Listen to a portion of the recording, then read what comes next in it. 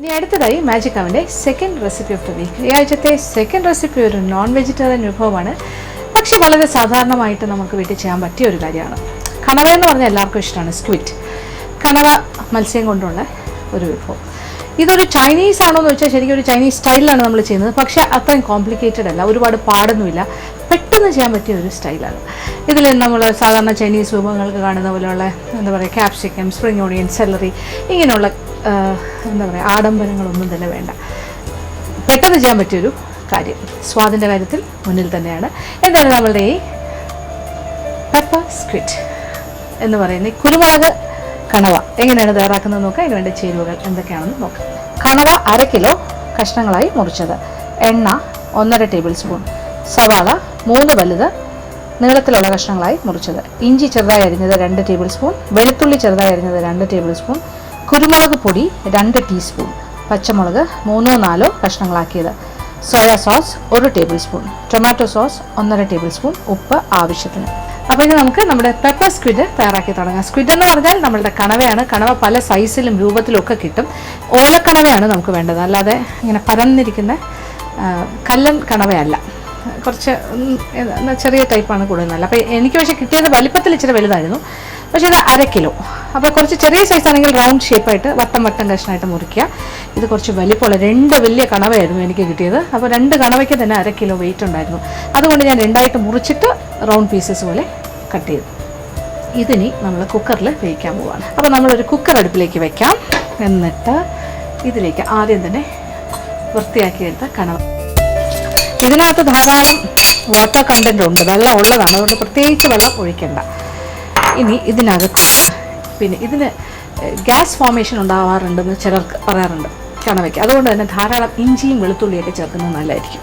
അപ്പോൾ നമ്മൾ 2 വലിയ സ്പൂൺ വെളുത്തുള്ളി ചെറുതായി നുറുക്കിയതും, ചെറുതായി തന്നെ നുറുക്കണം നിർബന്ധമില്ല, കുറച്ച് വലിയ വലിയ പീസസ് ആകാം, നീളത്തിനുള്ള കഷ്ണമോ എങ്ങനെയാണ് ചതച്ചിട്ടാലും മതിയാകും.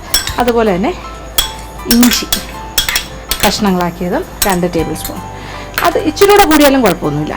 ഇത് കൂടാണ്ട് പ്രധാന കാര്യം, ഇതൊരു പെപ്പർ സ്ക്വിഡ് അല്ലേ, അതുകൊണ്ട് തന്നെ നമ്മൾ വീട്ടിൽ തരിതരിപ്പായി പൊടിച്ച കുരുമുളക് പൊടി 2 ടീസ്പൂൺ നിറയെ ഇടാം.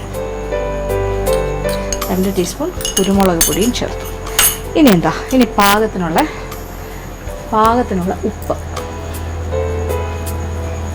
കഷ്ണങ്ങളിൽ പിടിക്കാൻ ആവശ്യമായ ഉപ്പ്, പ്രത്യേകിച്ച് വെള്ളമൊന്നും ചേർക്കണ്ട, ഇളക്കി കൊടുക്കുക. പിന്നെ ഇതൊരു ചൈനീസ് സ്റ്റൈലിലൊക്കെയല്ലേ ചെയ്യുന്നത്, അതുകൊണ്ട് മഞ്ഞൾപ്പൊടിയൊന്നും വേണ്ട. കുക്കർ അടയ്ക്കുന്നു. അപ്പോൾ തീ കത്തിച്ച് കൊടുക്കാം. ഇനിയിപ്പോൾ നമ്മൾ വിസിലിന് വേണ്ടി വെയിറ്റ് ചെയ്യുന്നു. ആദ്യത്തെ വിസിൽ വന്നു കഴിഞ്ഞിട്ട് തീ അല്പം കുറയ്ക്കുക. അത് കഴിഞ്ഞിട്ട് ചെറിയ ഫ്ലെയിമിൽ അല്ലെങ്കിൽ തീയിൽ കടന്നിട്ട് 2 വിസിലും കൂടി വരട്ടെ. അപ്പോൾ നന്നായിട്ടൊന്ന് വേഗണം, ഒരു 10 മിനിറ്റ് സമയം, 10-15 മിനിറ്റ് സമയം വേവിക്കുക. അത് കഴിഞ്ഞിട്ട് നമ്മൾ ബാക്കി കാര്യങ്ങൾ കാണും. അതുവരെ വെയിറ്റ് ചെയ്യുക. ഒരു ഷാർപ്പ് മാജിക് ട്രീ. കുക്കറിൽ ഒരു വലിയ വിസിൽ കിട്ടും. പിന്നെ അത് കഴിഞ്ഞിട്ട് ചെറിയ 2 വിസിലും കൂടി കേട്ട് കഴിഞ്ഞു. ഞാൻ കുറച്ച് നേരം കഴിഞ്ഞ് അടപ്പ് തുറന്ന് നോക്കി. അപ്പോൾ കുറച്ച് ചാറോട് കൂടി ഇങ്ങനെ വെന്തുകൊണ്ടിരിക്കുകയാണ്. അപ്പോൾ ഞാൻ ചെറിയ തീയിലിട്ടിരിക്കുവാണ്. ഇപ്പോൾ നമുക്ക് കണവയെല്ലാം വെന്ത കുറച്ച് ചാറുണ്ട്. ഇതെല്ലാം കണവയിൽ നിന്ന് ഇറങ്ങിയ വെള്ളമാണ്. നല്ലൊരു മണവും, നല്ല കുരുമുളകിൻ്റെ ആ കണവയുടെ കൂടെ ചേർന്ന് വരുന്നൊരു മണമുണ്ടല്ലോ, അതൊരു വ്യത്യസ്തമായ മണമാണ്. ഇനി എന്താ ചെയ്യണ്ടേ, ഒരല്പം ചാറ് ഇരിക്കട്ടെ, നമുക്ക് ഇപ്പുറത്തെ അടുപ്പിലേക്ക് വയ്ക്കാം. ഇതേ അടുപ്പിലേക്ക് മറ്റൊരു പാത്രം, എന്നിട്ട് തീ അല്പം കൂട്ടി കൊടുക്കാം. ഇതിലേക്ക് കുറച്ച് എണ്ണ ഒഴിച്ചിട്ട് കുറച്ച് സാധനങ്ങൾ വഴറ്റണം. ഇനി നമ്മുടെ പാത്രം ചൂടായി. ഒരു 1-1.5 ടേബിൾ സ്പൂൺ റിഫൈൻഡ് ഓയിൽ ഏതെങ്കിലും തരം, വെളിച്ചെണ്ണ വേണ്ട, നമ്മൾ വേറെ സ്റ്റൈലിലാണല്ലോ ചെയ്യുന്നത്, അതുകൊണ്ട്. പിന്നെ വേവിച്ച സമയത്ത് നമ്മൾ ധാരാളം ഇഞ്ചിയും വെളുത്തുള്ളിയും എല്ലാം ചേർത്തിട്ടുണ്ട് നമ്മുടെ കണവയിൽ. അപ്പോൾ ഇനി പ്രത്യേകിച്ച് ഇഞ്ചി വെളുത്തുള്ളിയൊന്നും വേണ്ട. അപ്പോൾ എണ്ണ ചൂടായി കഴിഞ്ഞാൽ ആദ്യമേ തന്നെ സവാള, 3 വലിയ സവാള ഹാഫ് സ്ലൈസസ് ആണ്. ഞാനിപ്പോൾ ഹാഫ് സ്ലൈസസ് ആയിട്ടാണ് മുറിച്ചിരിക്കുന്നത്. അപ്പോൾ 3 വലിയ സവാള അല്ലെങ്കിൽ 4 സവാള, അതിനോടൊപ്പം 2-3 പച്ചമുളക്. നമ്മുടെ ചില്ലി ബീഫൊക്കെ ഉണ്ടാക്കുന്ന പോലെ തന്നെ പെട്ടെന്ന് തന്നെ കാര്യം നടക്കും. ഇത് വേകുന്ന സമയം മാത്രം. ഇപ്പോൾ കുക്കർ തന്നെ വേണമെന്നില്ല, നമുക്ക് അടുപ്പിലിട്ട് അല്ലാണ്ട് വേവിക്കാം. പക്ഷേ പെട്ടെന്നാകാനാണ് ഞാൻ കുക്കർ ഉപയോഗിച്ചത്. ഇപ്പോൾ ഉള്ളി പാകത്തിന് വാടിക്കഴിഞ്ഞു. മൂക്കേണ്ട ആവശ്യമില്ല, അതൊരു ചൈനീസ് സ്റ്റൈലിലാണ് നമ്മൾ ചെയ്യുന്നത്. അപ്പോൾ ഇനി എന്താ വേണ്ട? ഇനി പ്രധാനമായിട്ട് വേണ്ടത് നമ്മളിതിലേക്ക് വേവിച്ച് വെച്ചിരിക്കുന്ന കണവ അതിൻ്റെ ചാറോടുകൂടി ചേർക്കുക. നല്ല മണം. ആ കുരുമുളകും ഇഞ്ചിയും വെളുത്തുള്ളി എല്ലാം കൂടി ചേർന്ന് കിടന്ന് നന്നായിട്ട് വെന്ത ഉപ്പും എല്ലാം ആയിട്ട് റെഡി. അപ്പോൾ നമ്മുടെ കണവ വിത്ത് പെപ്പർ, കുരുമുളക് എല്ലാം ചേർത്ത് കഴിഞ്ഞു. ഇനി നമ്മളിതിലേക്ക് സോസ്, 2 കാര്യങ്ങൾ. സോയാ സോസ് ഒരു വലിയ സ്പൂൺ ഒഴിക്കുകയാണ്. സോയാ സോസ് അപ്പോൾ തന്നെ കളറൊന്ന് മാറി. സോയാ സോസിൻ്റെ മണവും നിറവും 1 മുതൽ 1.5 ടേബിൾ സ്പൂൺ വരെ ആകാം.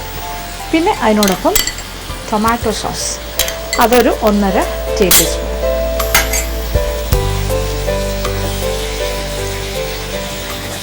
അപ്പോൾ ഒരു 1.5 ടേബിൾ സ്പൂൺ സോയാ സോസ്, 1.5 വരെ ആകാം, അളവ് നോക്കിയിട്ട് ചെയ്താൽ മതി. 1.5 ടേബിൾ സ്പൂൺ ടൊമാറ്റോ സോസ്. പിന്നെ ഉപ്പ് സോയാ സോസിലുണ്ട്, നമ്മൾ ഇതിലും കുറച്ച് ഉപ്പ് ചേർത്തിട്ടുണ്ട്, എങ്കിലും നോക്കുക, വേണമെന്നുണ്ടെങ്കിൽ ഒരല്പം ഉപ്പും കൂടി ചേർത്ത് കൊടുക്കുക. ഇനി ഒന്നും ചെയ്യാനില്ല, ഇങ്ങനെ കുഴഞ്ഞൊരു പാകത്തിന് നമ്മളിത് തീ ഓഫ് ചെയ്യുന്നു. ഇത് പെട്ടെന്ന് കണ്ടു കഴിഞ്ഞാൽ എന്ത് തോന്നും? ഒരു ചില്ലി ബീഫിൻ്റെ ഒരു ചെറിയ ഷായയിലെ. എന്നാൽ ഇത് കണവയാണ്, നമ്മുടെ സ്വന്തം കണവ സ്ക്വിഡ്. ഇനി എന്തായാലും വിളമ്പുന്ന പാത്രത്തിലേക്ക് മാറ്റാം.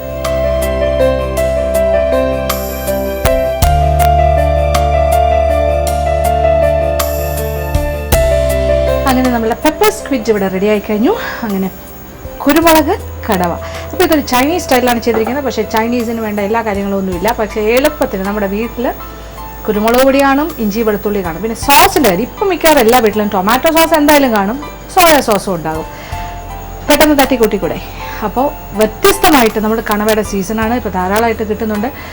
നമ്മൾ നാടൻ രീതിയിൽ ചെയ്യുന്ന കണവ തോരനായിട്ടും പിന്നെന്താ കുഴമ്പായിട്ടും അതല്ലെങ്കിൽ തീയലായിട്ടും ഒക്കെ ചെയ്യുന്ന കണവയെ വ്യത്യസ്തമായ രീതിയിലൊന്ന് ചിന്തിച്ച് നോക്കൂ. ഈ രീതിയിലും നമുക്ക് ചെയ്യാം. അപ്പോൾ തീർച്ചയായിട്ടും പരീക്ഷിക്കുക. എല്ലാവർക്കും ഇഷ്ടം.